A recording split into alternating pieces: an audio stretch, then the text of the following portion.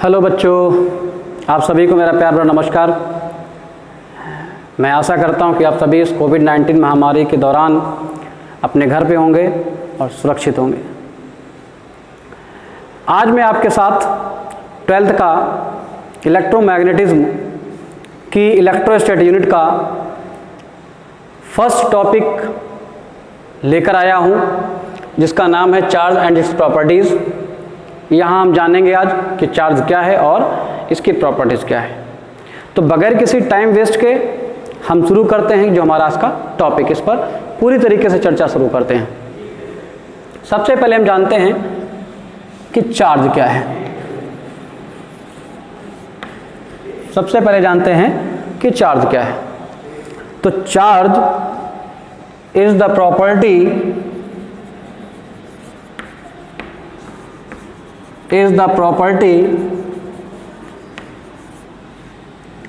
associated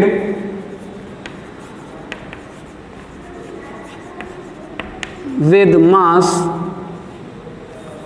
Charge is a property associated with mass due to which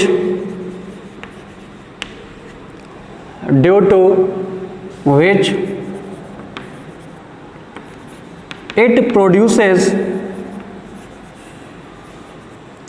or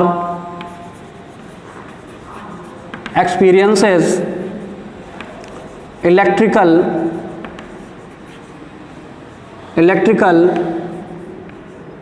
and या electrical or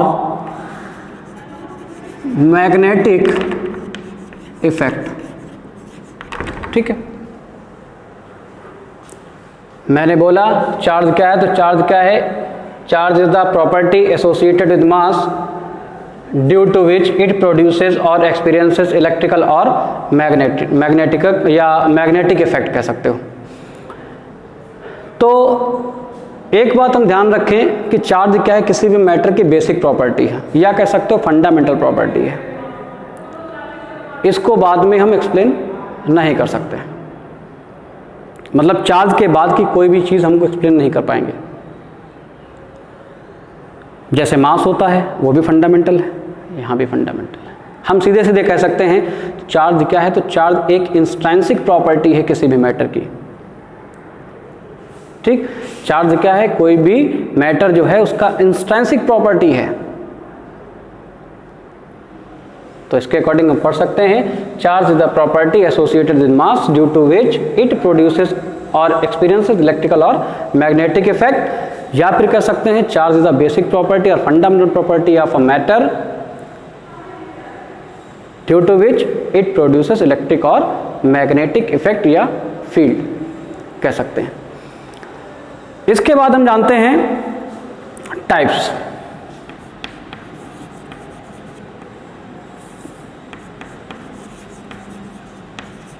types of charge. ये दो तरीके के होते हैं। एक आपका पॉजिटिव चार्ज होता है, दूसरा होता है नेगेटिव चार्ज। ठीक है, तो पॉजिटिव चार्ज कब होता है? जब डेफिशिएंसी ऑफ इलेक्ट्रॉन्स होती है तो हम कहते हैं ये पॉजिटिव चार्ज है। अभी इसको हम समझेंगे एक छोटे से एक्सपेरिमेंट के बेसिस पर। दूसरा आपके पास क्या? नेगेटिव। तो डेफिशिएंसी के ठीक अपोजिट हम कह सकते हैं कि अगर यहाँ पर एक्सेस हो, ठीक है, तो एक्सेस ऑफ इलेक्ट्रॉन्स हो एज कंपेयर टू प्रोटॉन्स हो, तो हम कह सकते हैं ये क्या होगा? नेगेटिव चार्ज होगा। ठीक है, एक्सेस ऑफ इलेक्ट्रॉन अगर होगा, ठीक, तो क्या होगा? नेगेटिव चार्ज होगा। अगर डिफिशिएंसी ऑफ इलेक्ट्रॉन होगा तो क्या होगा? Positive charge. जैसे एक बात हम करें कि एक आपके पास एक छोटा सा कोई स्फीयर टाइप का है, बॉल है, या दूसरा आपके पास क्या कि ये भी आपके स्फीयर टाइप बॉल है। एक ए है और एक बी है।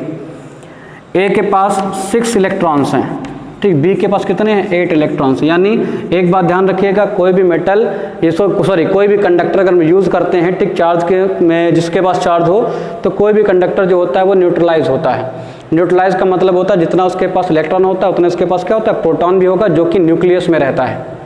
ठीक, न्यूक्लियस में प्रोटॉन और न्यूट्रॉन दोनों रहता है, लेकिन क्या होता है कि वहाँ पर एक बात होती है कि जो न्यूट्रॉन होता है उसके पास किसी प्रकार का कोई चार्ज नहीं, तो न्यूट्रल होता है, इसलिए इफेक्ट किसका रहता है, न्यूक्लियस पे पॉजिटिव रहता है।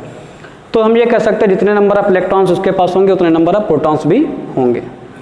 अब हमने क्या किया, मान लेते हैं कि इसमें से इसको हमने 2 इलेक्ट्रॉन दे दिए। क्या कर दिया, 2 इलेक्ट्रॉन दे दिया।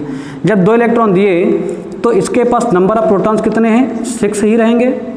ठीक है, और जो आपके पास बचा क्या, आपके पास इलेक्ट्रॉन, तो इलेक्ट्रॉन की अगर हम बात करें तो वो कितना रहेगा, 4 बन जाएगा। हमने इसको कितने दिए, 2 इलेक्ट्रॉन्स इसको दे दिए, बी, ए से बी को। यहाँ पर क्या हुआ, जब 2 इलेक्ट्रॉन्स को मिले तो इसके पास क्या हो गया, 2 इलेक्ट्रॉन्स के पास बढ़ गए, यहाँ कितना हो गया, 10 इलेक्ट्रॉन्स हो गए। जबकि इसके पास जो प्रोटॉन था वो कितना था, सिर्फ और सिर्फ वही जो पहले था वही 8 आपके पास कंटिन्यूसली बना था। इलेक्ट्रॉन की संख्या कितनी हो गई, 10 हो गई। ठीक है, यानी नंबर ऑफ इलेक्ट्रॉन्स कितने हो गए, 10 हो गए, जबकि नंबर ऑफ प्रोटॉन्स कितने हैं, सिर्फ 8 हैं।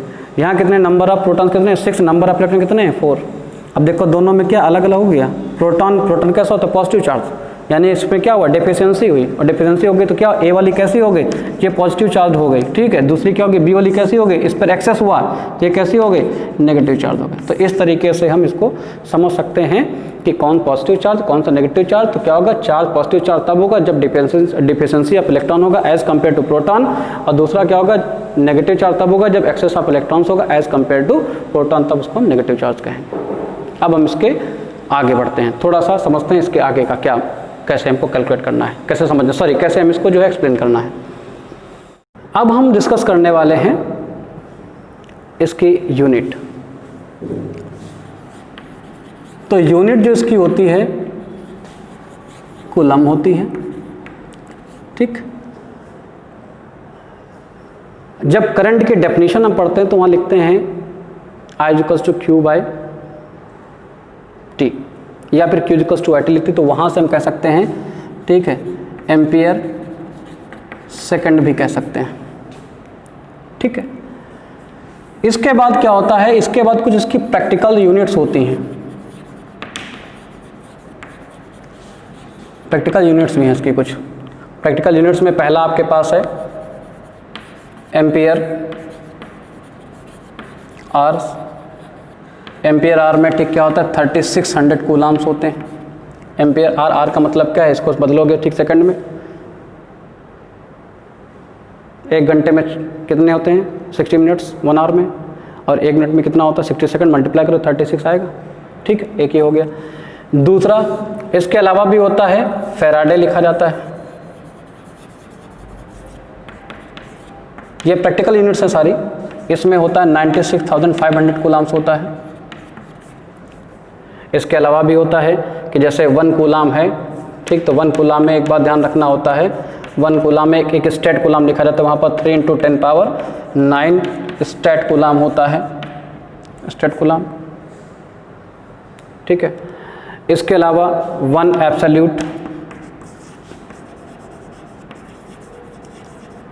एब्सोल्यूट कूलाम होता है,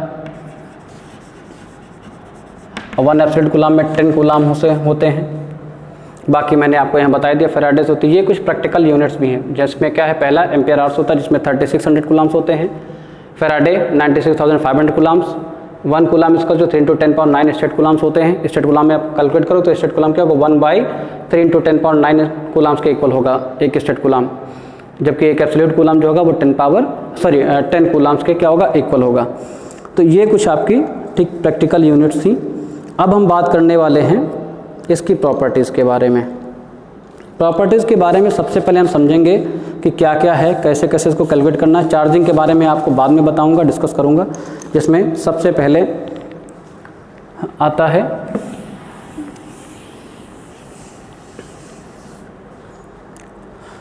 अट्रैक्शन एंड रिपल्सन। इसमें लिख देते हैं, पहले हम करते हैं heading specific properties of charge. Specific properties of charge. पहली है एट्रैक्शन। तो सॉरी, हाँ, पहली जो आपकी जो है हम लिखते हैं attraction and repulsion. Attraction and repulsion में क्या करते हैं ठीक, एट्रैक्शन एंड रिपल्सन, ये सबसे आसान है इसलिए हम यहाँ शुरू करते हैं। एट्रैक्शन एंड रिपल्सन में एक बात आपको ध्यान रखनी होती है कि कहाँ पर क्या क्या गिवन है, यानी गिवन का मतलब है कि किससे, चार्ज से, कौन कौन से चार्ज। मैंने आपको दो चार्ज बताए, पहला बताया पॉजिटिव चार्ज, एक बताया नेगेटिव चार्ज। तो अट्रैक्शन कब होगा और रिपल्सन कब होगा इस बारे में हम डिस्कस करेंगे। तो ज़रा एक चीज़ यहाँ पर ध्यान रखना, ठीक है, कि किस तरीके से हमको काम करना है, कैसे समझना है।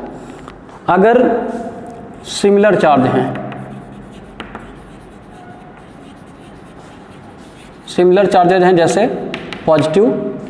पॉजिटिव है या फिर नेगेटिव है, तो यहाँ क्या होगा, हमेशा रिपल्सन होगा, रिपेल करेंगे एक दूसरे को। ठीक, पॉजिटिव है, ये पॉजिटिव, तो दोनों क्या करेंगे, एक दूसरे को रिपेल करेंगे।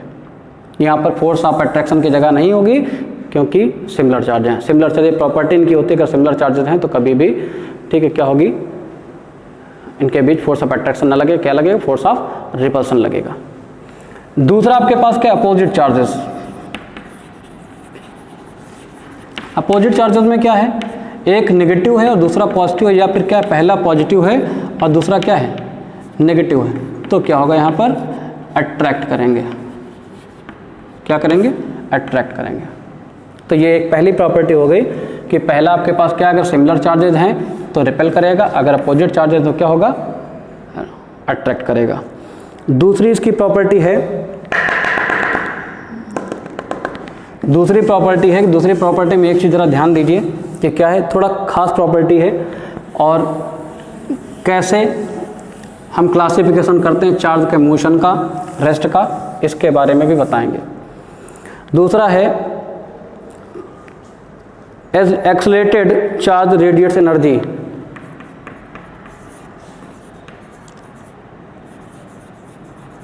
Accelerated charge radiates energy. ठीक, accelerated charge radiates energy. Charge जब एक्सलेट होता है तो एनर्जी रेडिएट करता है, इस बारे में यहाँ डिस्कशन करेंगे। कैसे करेंगे इसको समझेंगे हम। ठीक, यहाँ तीन कंडीशंस हैं इसके लिए।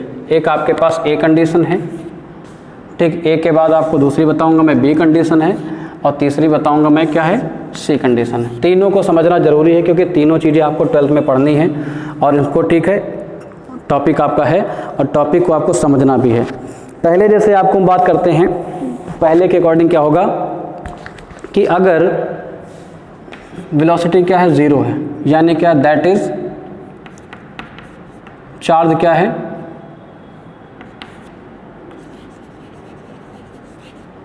एट रेस्ट है। नीचे मैं लिख देता हूँ इसको यहाँ से,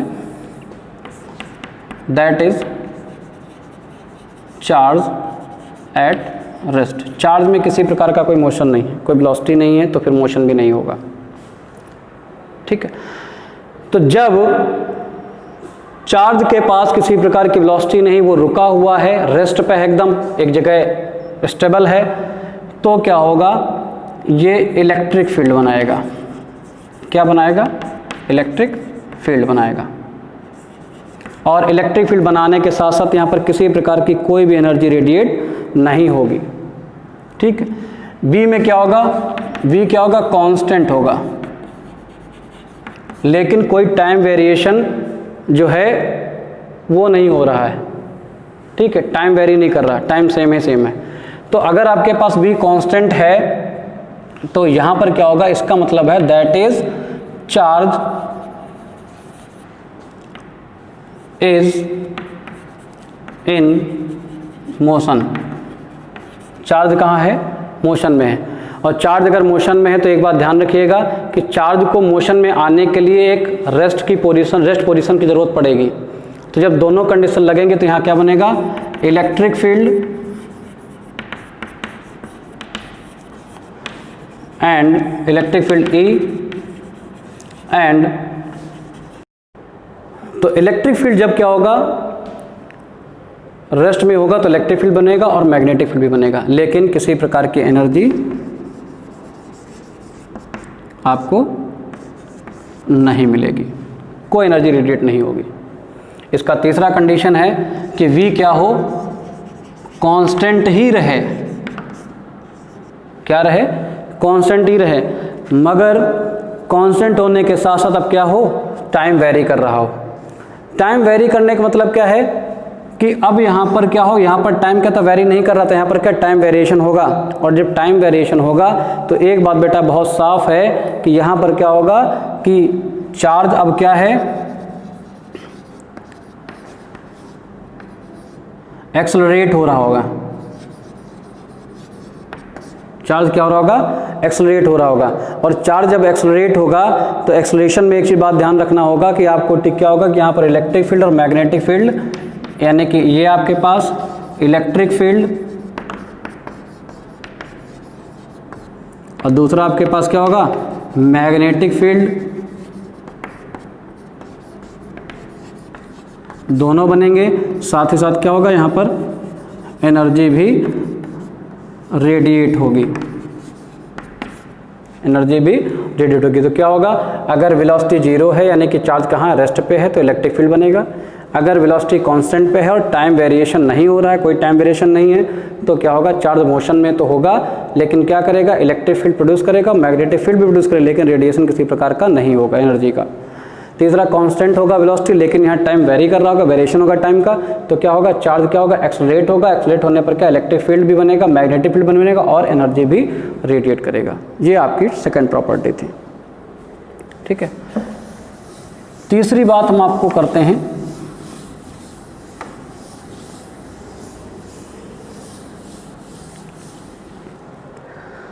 तीसरी है कि चार्ज क्या है, is a scalar quantity. Charge is a scalar quantity. Charge कैसी है, स्केलर क्वांटिटी। और चार्ज स्केलर क्वांटिटी है तो इसका मतलब एक बात बहुत साफ है कि यहाँ पर रीज़न तो होना चाहिए कि क्यों स्केलर क्वांटिटी है।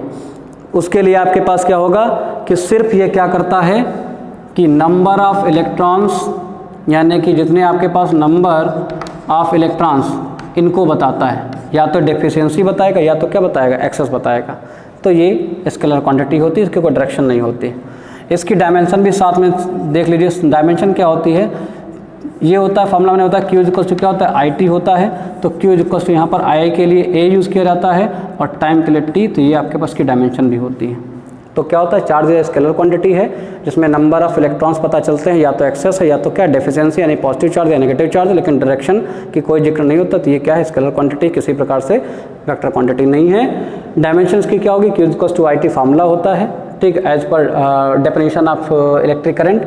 यहाँ क्या हो जाएगा, Q इक्वल्स टू 80 होगा, I के लिए A यूज होगा, T के लिए स्मॉल t के लिए कैपिटल T यूज होगा, टाइम के लिए। तो ये क्या हो जाएगा, डायमेंशन इसकी हो जाएगी। इसके बाद बात करते हैं कि चार्ज क्या होता है, मास एसोसिएट करता है। ठीक, हमने सबसे पहले इसके जिक्र किया था, चार्ज इज एसोसिएटेड विद मास। ये आपकी 4th नंबर की है प्रॉपर्टी।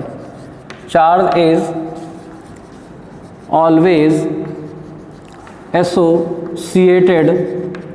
एसोसिएटेड विद मास। एक बात समझ लीजिए कि चार्ज जो है वो हमेशा मास के साथ एसोसिएट होता है। कैसे कि जैसे आपके पास एक बॉडी है, ए आपके पास बी बॉडी है, ए बॉडी से बी बॉडी हमने एग्जांपल शुरुआत में बताया था, इसके पास 6 इलेक्ट्रॉन्स थे, यानी नंबर ऑफ इलेक्ट्रॉन 6 थे। इसके पास नंबर ऑफ इलेक्ट्रॉन्स क्या थे, 8 थे। इसको हमने 2 इलेक्ट्रॉन ट्रांसफ़र किए तो हमारे पास क्या पहुंचा कि देखें हमने चार्ज कैरी करेगा या नहीं। तो हमें पता है एक इलेक्ट्रॉन का जो मास होता है वो 9.1 × 10⁻³ kg का होता है। तो जब मास जाएगा, जब इलेक्ट्रॉन जाएगा, ठीक, यानी चार्ज जब कैरी करेगा तो अपने साथ मास भी ले जाएगा। ठीक, तो चार्ज क्या होता है हमेशा, ठीक है, मास के साथ एसोसिएट। लेकिन अगर ये सोचो कि मास, तो ये ज़रूरी नहीं है कि मास भी अपने साथ चार्ज एसोसिएट करता है, ये नहीं होगा। ठीक है, तो ये सिर्फ और सिर्फ क्या करेगा, चार्ज मास एसोसिएट करेगा, ठीक है, अपने साथ मास अगर चार्ज, मैंने बोला कि यहाँ पर ए से बी को हमने 2 इलेक्ट्रॉन ट्रांसफ़र किए तो आपके पास 9.1 इंटू 10⁻³ kg। अगर इसको पॉजिटिव चार्ज यानी प्रोटॉन दिया होता तो हमारे पास क्या होता 6.67 इंटू 10⁻⁻27 kg का चार्ज ट्रांसफ़र हो जाता एक इलेक्ट्रॉन पर। अगर 2 होंगे तो इसको 2 से मल्टीप्लाई कर देंगे तो यहाँ जाकर 18.2 इंटू 10⁻31 kg हो जाएगा। तो चार्ज अपने साथ मास क्या करेगा, कैरी करेगा। लेकिन मास तो ये ज़रूरी नहीं है, ठीक है, मास अपने साथ चार्ज कैरी करेगा ये ज़रूरी नहीं। एक चीज़ बेटा और यहाँ समझने वाली है, वो समझने वाली ये है कि अगर हम यहाँ पर एक चीज़ और ध्यान दें, वो क्या कि सबसे पहले एक चीज़ ध्यान दीजिए कि अगर चार्ज करें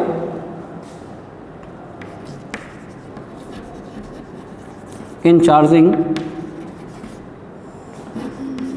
द बॉडी या two body, in charging two body, अगर हम बॉडी को क्या करते हैं, चार्ज करते हैं, तो चार्ज करने पर क्या होगा, जो मास होगा, मास ऑफ बॉडी, ये क्या हो जाएगा, चेंज हो जाएगा। मैंने अभी बताया कैसे चेंज होगा कि इसके पास इलेक्ट्रॉन या प्रोटॉन की संख्या क्या बढ़ेगी तो अपने साथ क्या हो जाएगा, मास भी कैरी करेंगे वो लोग। इसके बावजूद भी आपके पास क्या है कि अगर, ठीक है, यहाँ हम ये कह सकते हैं कि अगर इसी में, अच्छा सॉरी अभी इसको और भी करना है, एक बार मैं फिर से लिख लेता हूँ,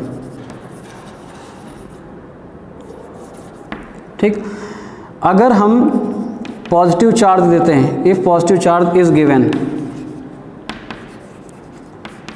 टू बॉडी, अगर हम क्या करते हैं पॉजिटिव चार्ज देते हैं बॉडी को तो क्या होगा, पॉजिटिव चार्ज देने पर बॉडी को क्या होगा, यहाँ पर मास डिक्रीज हो जाएगा। क्या हो जाएगा, मास डिक्रीज हो जाएगा।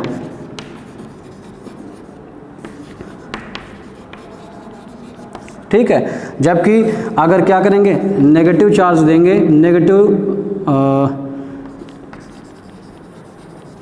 Charge is given to body, तो यहाँ क्या होगा, मास इनका इंक्रीज हो जाएगा। ठीक, मास इनका क्या हो जाएगा, इंक्रीज हो जाएगा। तो क्या कह रहा था कि चार्ज क्या होगा, हमेशा क्या है, अपने साथ मास एसोसिएट करता है। मैंने यहाँ एक बॉडी से बी बॉडी को हमने क्या किया, 2 इलेक्ट्रॉन्स ट्रांसफ़र किए, तो अपने साथ क्या, एक इलेक्ट्रॉन का मास कितना होता है, 9.1 इंटू 10⁻31 kg होता है। तो अपने साथ क्या लेके गया, ठीक, 18.2 से मल्टीप्लाई करेंगे तो 18.2 इंटू 10⁻31 kg का मास ए से बी पर क्या हो गया, ट्रांसफ़र हो गया। तो एक बात क्लियर हो गई। फिर क्या, अगर चार्ज करा जाए किसी बॉडी तो हमेशा मास क्या होता है, उसका चेंज हो जाएगा। कैसे चेंज होगा कि अगर बॉडी को पॉजिटिव चार्ज गिवन दिया जा रहा है तो मास क्या होगा, हमेशा डिक्रीज हो जाएगा। अगर बॉडी को, ठीक है, नेगेटिव चार्ज दिया जा रहा है तो हमेशा मास क्या हो जाएगा, इंक्रीज हो जाएगा। ठीक है, अच्छा, इसके बाद, ठीक है, नेक्स्ट प्रॉपर्टी पे आते हैं।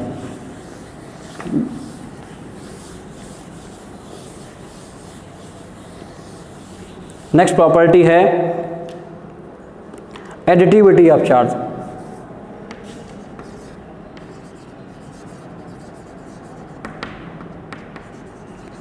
Additivity of charge, additivity of charge क्या होता है? तो एडिटिविटी ऑफ चार्ज में अगर हम पूछें, जैसे कोई हमने एक सिस्टम ले रखा है, कुछ इस तरीके अगर हम सिस्टम कंसिडर करें, एक पर यहाँ +1 चार्ज है, एक यहाँ पर पॉइंट है जहाँ पर +Q2 चार्ज है, एक यहाँ पर माइनस का Q3 चार्ज है, यहाँ फिर माइनस का Q4 प्लस का Q4 चार्ज है, माइनस का Q5 चार्ज, इस तरीके से दे रखा है, अलग अलग पॉइंट्स दे रखे हैं।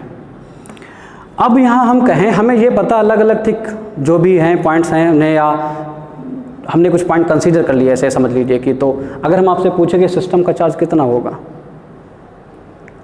तो क्या करेंगे, हमें जितने पॉइंट दे रहे हैं सभी को क्या करना पड़ेगा, हमें ऐड करना पड़ेगा।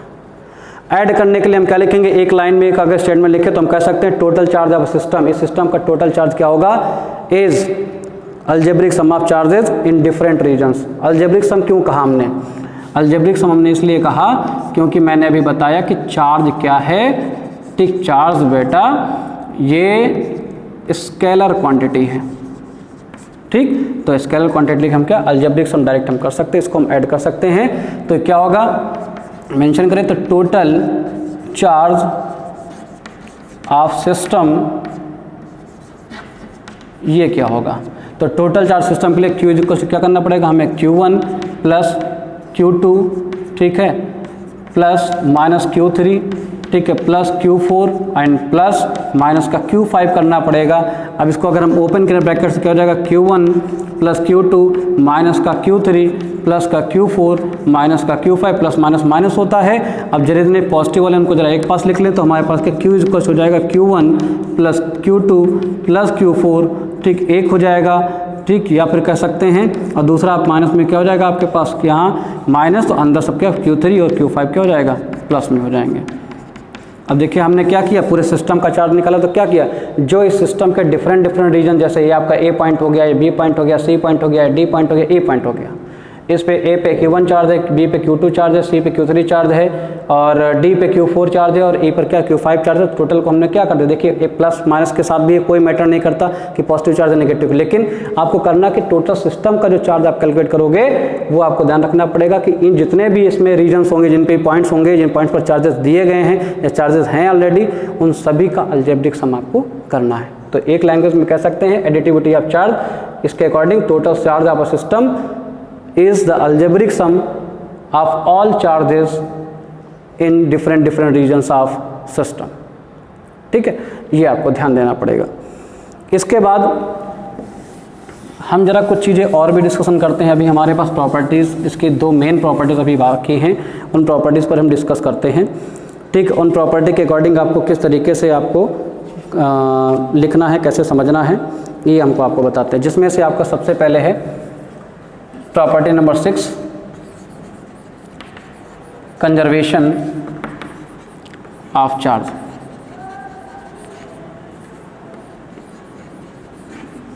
क्या है conservation of charge? Conservation of charge के अकॉर्डिंग कह सकते हैं, ठीक है, इन an isolated system, isolated body, कुछ भी ले लीजिए, ठीक है। जैसे आइसोलेटेड को क्यों कहा, जैसे आपने कि आजकल सुन रहा होगा कि कोरोना उनको कोरोना था, उनके लक्षण दिखे, उनको क्या कि होम क्वारंटीन कर दिया गया, या उसके बाद क्या कि उनको आइसोलेट कर दिया गया घर में। आइसोलेट करने का मतलब कि एक बंद सिस्टम हो गया, क्लोज्ड हो गया। तो ऐसे क्या होगा कि कोई भी आपके पास क्या कि कोई भी कंजर्वेशन ऑफ चार्ज वहाँ लागू होगा जहाँ पर क्या होगा, क्लोज सरफेस होगा, ये क्लोज आपके पास बॉडी होगी, या कह सकते हैं एक आइसोलेटेड सिस्टम होगा। तो इन isolated system total charge does not change with time, ठीक। कभी भी ध्यान रखना कि इन एन आइसोलेटेड सिस्टम, ठीक है, इसमें चार्ज जो है वो कभी चेंज नहीं होता है, डू नॉट या डज नॉट कर लेते हैं, डज नॉट करें ज़्यादा बेहतर क्योंकि चार्जेस हमने नहीं किया, does not change with time, ठीक है। और चार्ज क्या होगा, टाइम के साथ कभी चेंज नहीं होगा। तो चेंज नहीं होगा मतलब क्या, एक बात बहुत साफ है, कंजर्वेशन आपने पहले पढ़ रखा है, 11th में पढ़ रखा हो, जिन्होंने 9th में पढ़ा है 9th में पढ़ रखा होगा। वहाँ एक बात मैं कहता हूँ, ठीक है, कि एक बात क्लियर है कि यहाँ पर सिर्फ और सिर्फ क्या कह सकते हैं कि हम ये कह सकते हैं कि जब टाइम के साथ चेंज नहीं होगा किसी भी, ठीक है, आइसोलेटेड सिस्टम में, तो हमें एक बात निकल के आती है कि according to conservation of charge neither be created nor be destroyed, it only can be conserve from one system to another system. System कैसा होना चाहिए, आइसोलेटेड होना चाहिए, ठीक है। चार्ज अगर आपके पास, जैसे ये आपके पास ए बॉडी है और ये बी बॉडी है, तो इनको हम क्या कर सकते हैं, सिर्फ इनको ठीक ट्रांसफ़र कर सकते हैं, ठीक है। चार्ज क्या है, इसको दे सकते हैं, ट्रांसफ़र करते हैं, इसमें अपने आप से ठीक सेल्फ मतलब ना तो प्रोड्यूस हो सकता है, ना क्रिएट हो सकता है, ना तो डिस्ट्रॉय हो सकता है, ठीक है। तो ये आपके पास होगी 6th property, conservation of charge. According to conservation of charge in an isolated system, charge does not change with time, so we can say that charge neither be created nor be destroyed, it only can be conserved from one system to another system. This is the conservation law of charge.